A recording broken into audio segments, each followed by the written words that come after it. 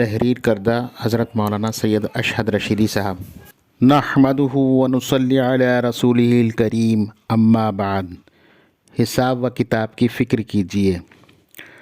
حضرت عائشہ رضی اللہ تعالی عنہ فرماتی ہیں کہ نبی کریم صلی اللہ علیہ وسلم نے ارشاد فرمایا کہ نام اعمال 3 طرح کے ہوں گے۔ نمبر 1، وہ نام اعمال جس کی بنیاد پر اللہ مغفرت نہیں فرمائے گا اور اللہ کے ساتھ کسی کو اس کے ساتھ شریک کرنا ہے، جیسا کہ ارشاد باری ہے، اللہ رب العزت شرک کے گناہ کو معاف نہیں کرے گا۔ نمبر 2، وہ نام اعمال جس کی وجہ سے اللہ بندے کو چھوڑے گا نہیں، اور وہ یہ ہے کہ بندے نے آپس میں کسی دوسرے بندے پر ظلم کیا ہو، یہاں تک کہ اللہ رب العزت ایک دوسرے سے بدلہ دلوا دے۔ نمبر 3، وہ نام اعمال جس کی اللہ کو کوئی پرواہ نہیں ہے، وہ یہ ہے کہ بندے نے اللہ کے حق کو ادا کرنے میں ظلم و کوتاہی کی ہے، چنانچہ اس کا اختیار اللہ کو ہے، اگر وہ چاہے تو ایسے بندے کو عذاب دے اور اگر چاہے تو ایسے بندے کو معاف کر دے۔ تشریح: نبی کریم صلی اللہ علیہ وسلم اپنی امت کے دل و دماغ میں آخرت کی فکر،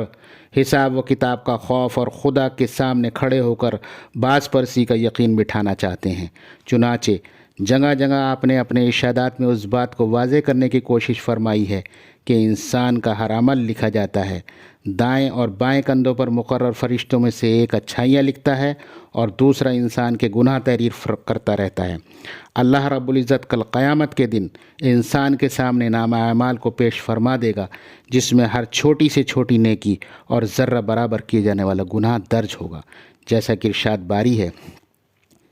فَمَن يَعْمَلْ مِثْقَالَ ذَرَّةٍ خَيْرًا يَرَهُ وَمَن يَعْمَلْ مِثْقَالَ ذَرَّةٍ شَرًّا يَرَهُ۔ جس نے ذرہ برابر بھی کوئی نیکی کی ہوگی وہ اس کو دیکھ لے گا، اور جس نے ذرہ برابر بھی کوئی برائی کی ہوگی تو وہ اس کو دیکھ لے گا۔ یہ ایک ناقابل انکار حقیقت ہے کہ انسان اگر اس بات کو ذہن میں بٹھا لے کہ اس کو اپنے کیے کا حساب دینا ہوگا تو ہر قدم پر اس کے لیے گناہوں سے بچنا آسان ہو جائے گا، اور اس کی کوشش میں رہے گا کہ اس نامہ اعمال گناہوں سے سیاہ نہ ہو۔ انسان تنہائیوں میں ہو یا لوگوں کے سامنے ہو، اندھیرے میں ہو یا روشنی میں ہو، دن میں ہو یا رات میں ہو، اسی طرح سے پہاڑوں میں ہو یا جنگلوں میں ہو، آبادی میں یا ویرانے میں ہو، کہیں بھی ہو، وہ اللہ کی نظر سے پوشیدہ نہیں رہ سکتا۔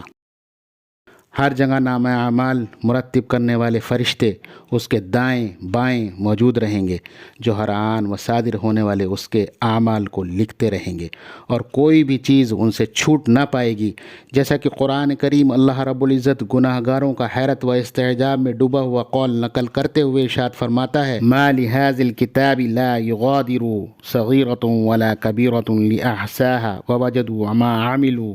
حَاضِرًا۔ مطلب، گناہ گار کہیں گے کہ یہ کیسی کتاب نام اعمال ہے جس میں ہر چھوٹی اور بڑی بات درج کر دی گئی ہے، اور اپنے کیے ہوئے تمام کاموں کو اس میں موجود پائیں گے۔ نبی کریم صلی اللہ علیہ وسلم درج بالا روایات کے ذریعے اس امت کے سامنے نام اعمال کی اہمیت اجاگر کرتے ہوئے اس کی 3 قسمیں بیان کرتے ہیں۔ نمبر 1، پہلے نمبر پر نبی کریم صلی اللہ علیہ وسلم ایسے نام اعمال کا تذکرہ فرماتے ہیں کہ جس میں شرک کا گناہ درج ہو۔ یہ نام اعمال ایسا ہے جس کی وجہ سے انسان کی مغفرت کے تمام دروازے بند ہو جائیں گے اور وہ ہمیشہ ہمیشہ کے لیے جہنم کا ایندھن بنا دیا جائے۔ شرک کی حقیقت: شرک کا مطلب یہ ہے کہ انسان اللہ کی ذات یا صفات میں کسی اور کو اس کا شریک مانے، اس کے ساتھ کسی کا ہم سفر ٹھہرا کر اس کی پرستش کرے، اور خدائے وحدہ لا شریک کے ساتھ ساتھ اس کو بھی عبادت کے لائق سمجھے، جیسا کہ عیسائیوں کا عقیدہ ہے۔ وہ اللہ رب العزت کو تنہا ماننے کے بجائے حضرت مریم علیہ السلام اور حضرت عیسیٰ علیہ السلام کو بھی خدائی میں اللہ کا شریک تسلیم کرتے ہیں، اور وہ عقیدہ تثلیث کے مطابق وہ ایک کے بجائے تینوں کو معبود مانتے ہیں، جو کھلا ہوا شرک ہے، اور حضرت عیسیٰ علیہ السلام کی تعلیمات کے برخلاف ایک مشرکانہ عقیدہ ہے جس کی کسی آسمانی مذہب نے اجازت نہیں دی ہے۔ اسی طرح یہودی حضرت عزیر علیہ السلام کو اللہ کا بیٹا تسلیم کر کے وحدانیت کو ترک کر بیٹھے ہیں۔ کفار مشرکین کا تو کہنا ہی کیا، اپنے ہاتھوں سے بتوں کو تراشتے ہیں اور پھر اس کی پرستش میں لگ جاتے ہیں، حالانکہ وہ ان کو نہ کوئی فائدہ پہنچا سکتا ہے نہ کوئی نقصان، جیسے کہ حضرت ابراہیم علیہ نبینا علیہ الصلاۃ والسلام نے اپنی کافر قوم کو مخاطب کرتے ہوئے فرمایا تھا کہ افتعبدون من دون اللہ ما لا ينفعکم شیئا ولا یضرکم اف لکم ولما تعبدون من دون اللہ افلا تعقلون۔ مطلب، کیا تم اللہ کو چھوڑ کر ایسی چیزوں کی پرستش کرتے ہو جو تم کو نہ نفع پہنچا سکتی ہے نہ نفع نقصان تم پر اور تمہارے معبودان باطلہ پر؟ کیا تمہارے پاس سوچنے سمجھنے کی صلاحیت بھی نہیں ہے؟ اللہ رب العزت کو تنہا تسلیم کرنا، صرف اسی کی عبادت کرنا اور یہ عقیدہ رکھنا کہ ہر طرح کے نفع نقصان کا مالک صرف اللہ اور صرف خدائے واحد لا شریک کی ذات والا صفات ہے، صاحب ایمان ہونے کے لیے ضروری ہے، جس میں کوتاہی کرنے والا شخص شرک کے گناہ میں مبتلا ہونے کی وجہ سے نجات سے محروم قرار دیا جائے گا۔ اسی طرح اللہ کی صفات میں کسی کو شریک کرنا بھی حرام و ناجائز ہے۔ اللہ رب العزت رازق ہے، جس کو جتنا چاہتا ہے دیتا ہے، اس کی صفت میں کوئی اس کا شریک نہیں ہے۔ اللہ رب العزت خالق ہے، وہ جس کو چاہتا ہے اولاد دیتا ہے اور جس کو چاہتا ہے صرف بیٹا یا بیٹیاں دیتا ہے اور کسی کو دونوں دے دیتا ہے، اور وہ جس کو چاہتا ہے اولاد کی نعمت سے محروم کر دیتا ہے۔ اس کی اس صفت میں کوئی دوسرا شریک نہیں ہے۔ چنانچہ نہ کوئی زندہ پیر، نہ کوئی مردہ پیر، نہ قبر والا اور نہ درگاہ والا انسان کو رزق دے سکتا ہے، نہ اولاد، نہ کوئی اس کا کوئی فائدہ پہنچا سکتا ہے، نہ کسی کو نقصان سے بچا جا سکتا ہے۔ جو لوگ درگاہوں کے چکر لگاتے ہیں، قبروں پر سجدہ کرتے ہیں، اللہ کے سوا اور کہ اسے اپنی امیدیں وابستہ کرتے ہیں، وہ شرک کے گناہ میں مبتلا ہیں۔ نبی کریم صلی اللہ علیہ وسلم اس روایت کے ذریعے اپنے ماننے والوں کو یہ باور کرا دینا چاہتے ہیں کہ ہر حال میں شرک کے گناہ سے بچو، کیونکہ جس کے نامہ اعمال میں شرک کا گناہ موجود ہوگا، اللہ رب العزت مغفرت نہیں فرمائے گا اور کسی بھی صورت میں اس کی بخشش نہیں ہو پائے گی۔ اللہ رب العزت ہم سب کو توحید خالص پر باقی رکھے اور عقیدہ وحدانیت پر ہی موت نصیب فرمائے، آمین۔ نمبر 2،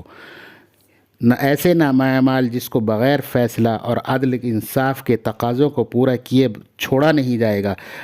بلکہ پائی پائی کا حساب چکتا کرنے کے بعد ہی جنت یا جہنم کا فیصلہ کیا جائے گا۔ ایسے نامہ اعمال ہیں جس میں ایک بندے نے کسی دوسرے بندے پر ظلم و ستم ڈھایا ہو، جب تک مظلوم کا حساب نہ ہو جائے گا معاملہ آگے نہیں بڑھے گا۔ ظلم کی مختلف شکلیں۔ ایک بندے کے دوسرے بندے پر ظلم کرنے کی بہت سی شکلیں ہیں جن سے بچنے کی سخت ضرورت ہے۔ نمبر 1، زبان، یعنی زبان سے کسی پر الزام لگانا، تہمت باندھنا، طعن و تشنیع کرنا، غیبت کرنا اور ناحق سخت و دست کہنا، یہ وہ ظلم ہے جس کی کوئی خاص پرواہ نہیں کی جاتی اور زبان کی بیجا استعمال کرنے میں کوئی جھجک نہیں ہوتی۔ حالانکہ جو لفظ بھی زبان سے نکلتا ہے وہ فوراً نامہ اعمال میں درج کر دیا جاتا ہے، جس پر قیامت کے دن گرفت کی جائے گی۔ نمبر 2، ہاتھ۔ انسان طاقت و قوت کے نشے میں چور ہو کر اپنے ہاتھوں سے کمزور پر ظلم ڈھاتا ہے، ان کو ایذا پہنچاتا ہے، ناحق ان کو مارتا پیٹتا ہے اور ان کو اس کے جرم سے زیادہ سنگین سزائیں دیتا ہے، اور یہ بھول جاتا ہے کہ اس سے زیادہ زبردست طاقت رکھنے والا مالک اگر سزا دینے پر آ جائے تو پھر بھاگنے کی تمام راہیں مسدود ہو جائیں گی اور کوئی اس سے بچا نہ جا سکے گا۔ اللہ رب العزت کے یہاں مظلوم کو ظالم سے ظلم کا بدلہ ادا کروایا جائے گا، بغیر اس کے ظالم کو چھٹکارا نصیب نہ ہوگا۔ نمبر 3، قوت و اقتدار۔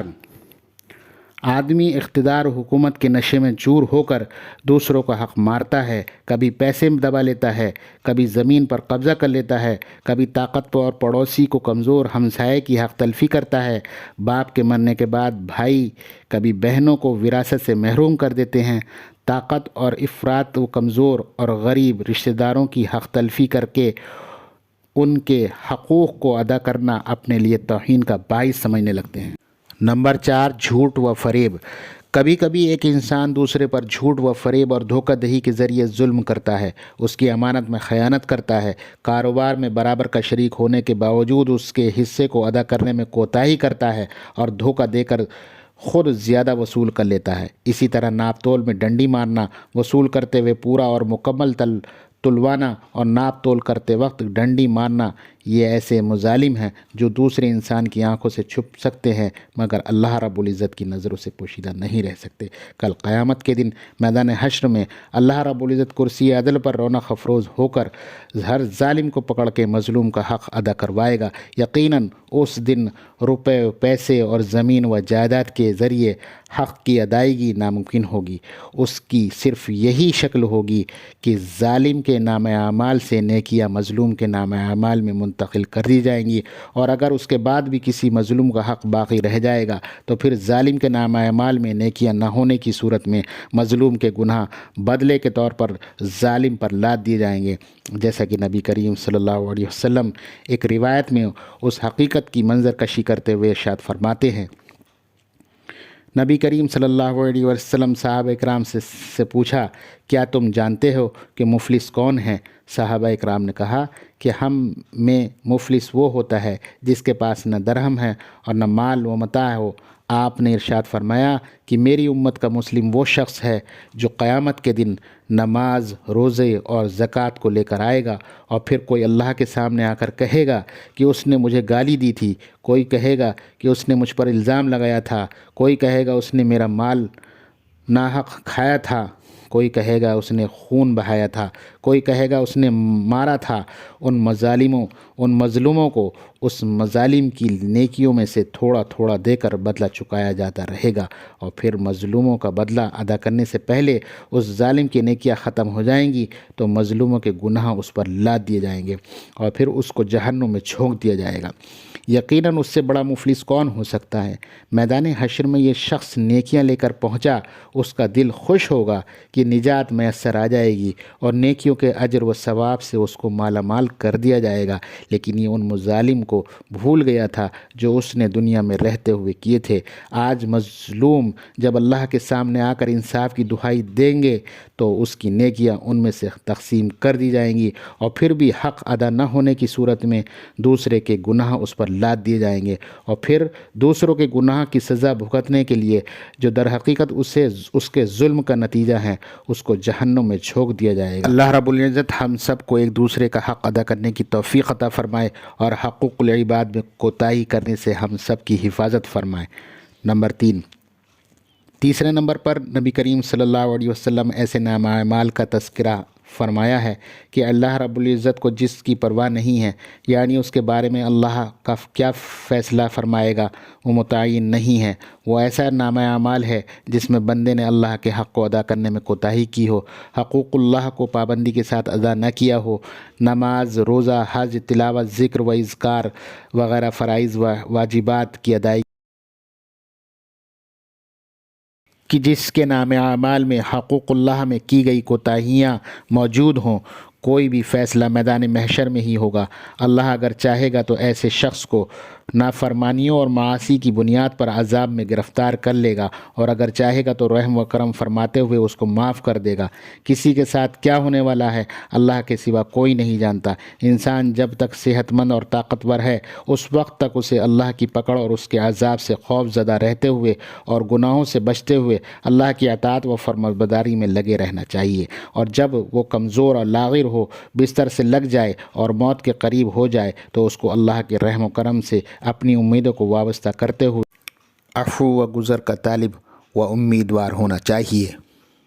کیونکہ وہ اپنے بندوں سے ویسا ہی معاملہ کرتا ہے جیسا کہ بندے اس سے امید وابستہ لگاتے ہیں۔ اللہ رب العزت تمام امت محمدیہ کو حساب و کتاب کی فکر نصیب فرمائے، نام اعمال کو نیکیوں اور بھلائیوں سے پر کرنے اور گناہوں کی سیاہی سے محفوظ رکھنے میں ہماری مدد فرمائے۔ صلی اللہ علیہ نبی الکریم۔